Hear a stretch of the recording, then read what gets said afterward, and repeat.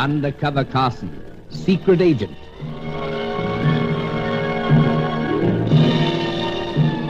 Operation Deathray, an assignment in Rio.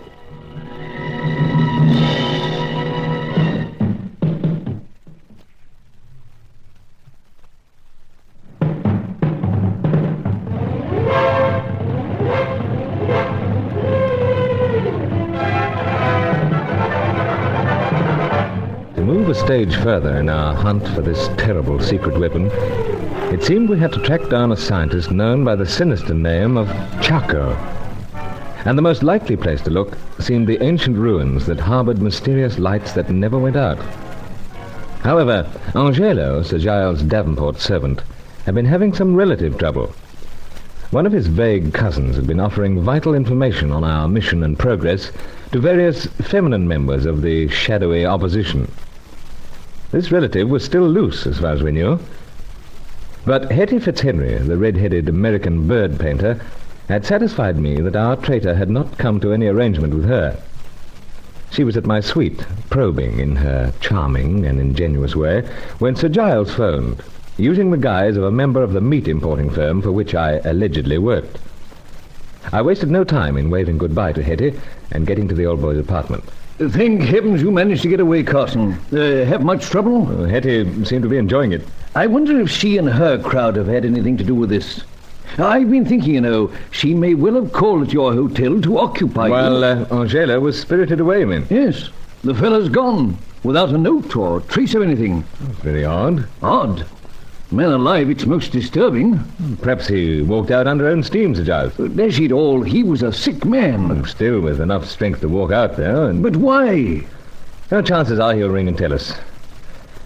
Howsoever... Compared to that howsoever, it would appear that you're also open to doubts whether or not he chose to walk out. Must admit, matter of fact, shortly after Hetty arrived at Suite, tried to ring him here. For any special reason? So, thought I'd like him to speak to Hetty. Convince her that he hadn't been in touch with her with the idea of bargaining. Oh. But no answer, though. And no assurance that Angelo's renegade relative is out of harm's way. Joves, Carson, I feel so jolly well helpless. And up until the trouble started with the relative, I was rather reveling in this assignment. Oh, well, bright skies ahead, perhaps, huh? Bright? Huh. There'll be anything but that, old fellow, should that Deathray fall into the wrong hands. Mere thought of the misery and destruction it could cause makes me go cold. But what are we to do? Well, answer the phone, I suppose. It might be the rascal now. Hello? Julius Grant here, Giles. Oh, yes, old man. Oh, I haven't caught you at an awkward time, have I? Oh, no. Just pottering around the place, Jolly pleased to hear from you so soon. Well, Giles, you've stirred up the explorer in me. As if that would take so very much stirring up. Something of an armchair explorer these days, I fear. But when you suggested that a seaplane may have been used in the search for the lights that never go out, well, I got busy. Well, you didn't waste any time. It presented a tantalizing problem. At any rate, with our meager knowledge of the locations of the ruins, I'd say a seaplane could be used as a means of access in 3 cases. Splendid. I thought I'd let you know right away. Oh, that's very kind of you. I've marked these locations on a map. Yes. Would you like me to drop it over? Oh, no. I'll call for it. Oh, right. Well, any time, Giles. Any time. I'll give you a tinkle first. Right, then. Well, cheer over now. Goodbye, old fella. And once again, many thanks. You heard that, Carson? So, Sir Giles. It should be of immense value. True, but on a jaunt like this, I'd far sooner have Angelo. Indeed. Well, we'll give him a little while longer, then we'll start searching.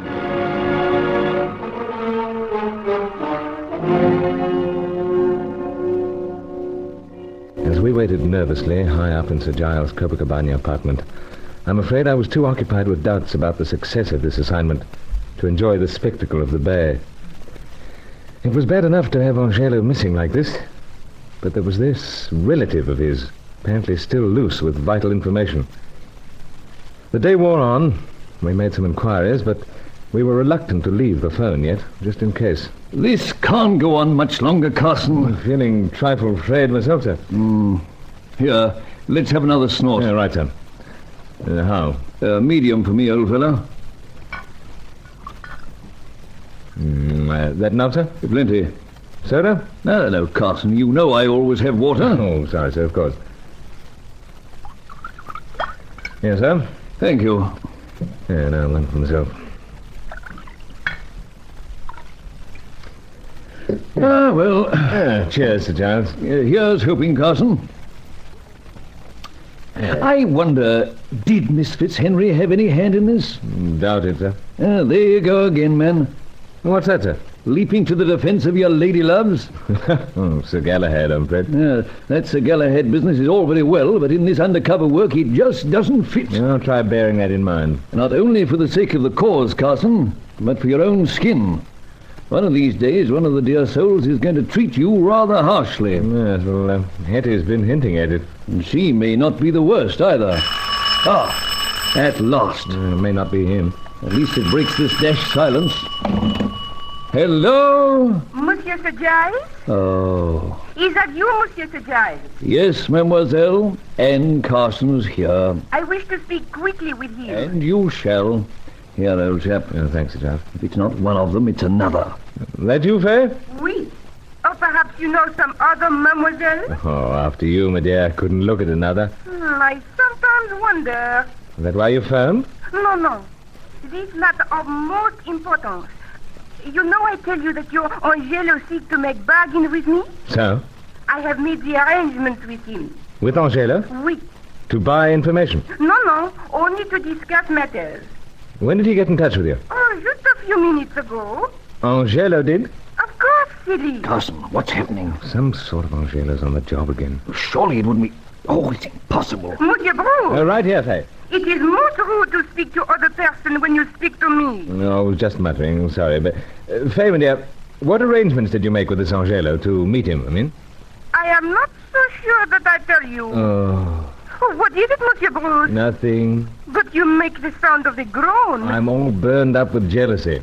I hate to think of you meeting him while I'm not around. No, that's just what you say. I'm on bended knees. my dear. Dead man, must you carry on? Oh, now, please, Faye. Oh, very well. I tell you, Monsieur Bruce, What is it? he come now to where I ring from. Angelo? Oui, and he looks so fierce, so I must go. Now, hold steady. Where are you? At the cafe, near where I dance. Cafe near the White Tulip. Oui, I must go. Well, hold him there, Faye. I'll be straight down. Well, Sir Giles, odd turn of events. It couldn't possibly be Angelo playing us doubly false. It couldn't. It's either Angelo or his double, or he's been both all along. No, Carson, I won't believe it. Now, let's get down, sir. One way to get quick answer, we hope.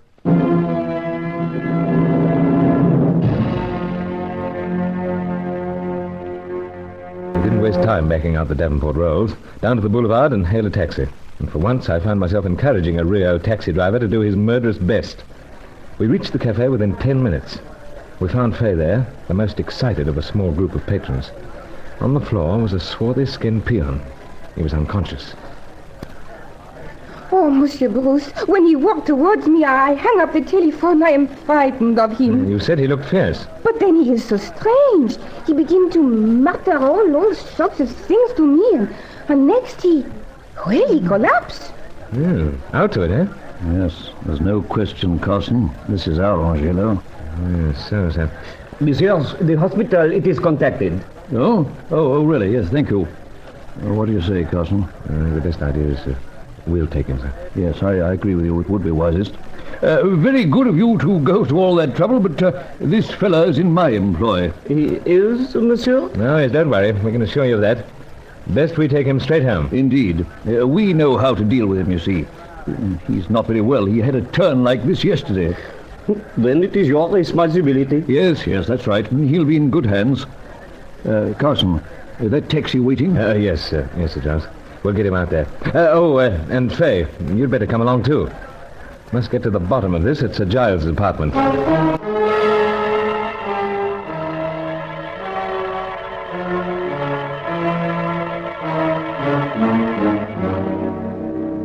Oh, the poor man. Please, don't be distressed, mademoiselle. Have no fear. He'll be all right. Been off color, you know. He had no right to be sneaking out as he did. But he seemed terrible sick, the way he talked to me. Now, Faye, exactly what was it he said? Well, something about him, not the one who come to me first to sell all the nonsense about you, Monsieur Bruce. And is he the one, would you say? Well, he looks just the same. It's impossible. Monsieur Sir Giles, why are you so upset? Upset? Well, you see, it's all a trifle confusing. It's all beyond me. No doubt. He's coming round now, sir. Excellency. Yes, all right. Lie back. I'm right beside you, old fellow. Well, now, what is it? Oh, yes, I understand.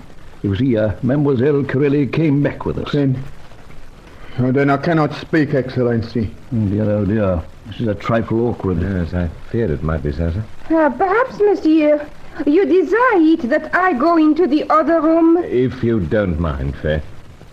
Angielo's got something on his mind. It means nothing to me. But all right. To please you, I go. Always pleasing the man.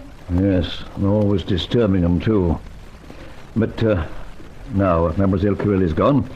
Go ahead, my dear fellow. See, I go out, Excellency, to remedy the treachery of my relative. My dear chap, you weren't in any fit state to do that. You should have remained here. It does not matter, Excellency, now. It is with pleasure and no regret that I tell you that all is well now. All is well? How so, old chap? It is all right, Senor. We may proceed to the place where it is believed you will find the lights of mystery. Be well assured, the insect of a relative who betrayed me no longer walks this earth.